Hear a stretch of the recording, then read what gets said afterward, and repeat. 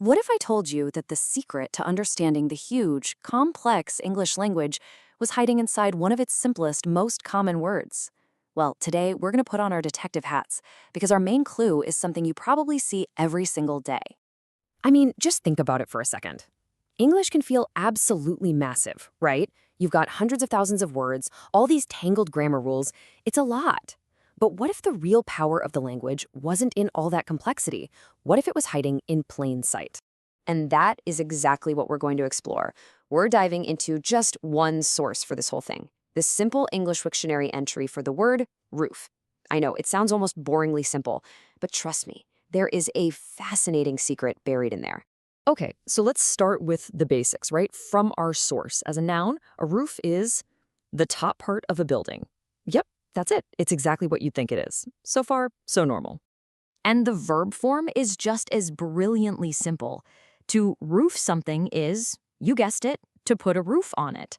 And the example sentence is just perfect. My father had to roof our house because it needed a roof. I mean, you can't get any clearer than that.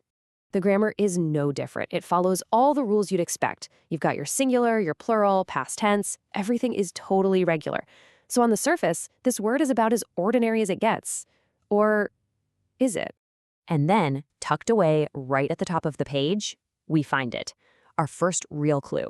It's this little line in italics. Roof is on the Basic English 850 list.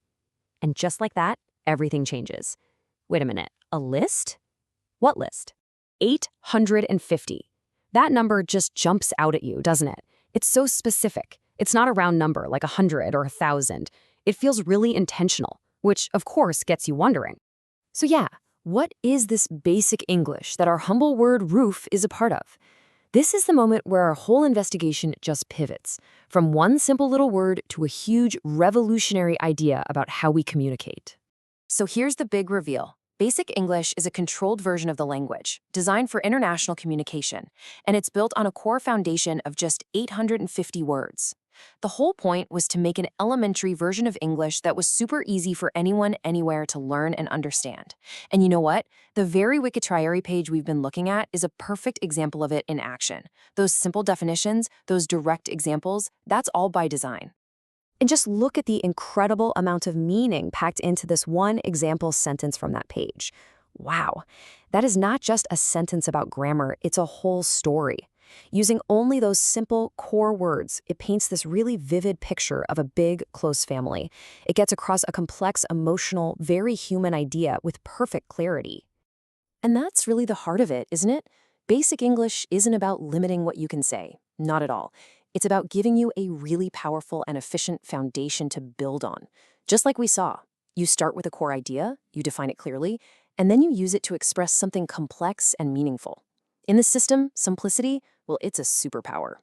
So I'll leave you with this question to chew on. If you can tell the rich story of an entire family with just one short sentence from that core list, what else could you build? What kind of ideas, what stories, what connections could you make with the foundation of just 850 powerful, simple words?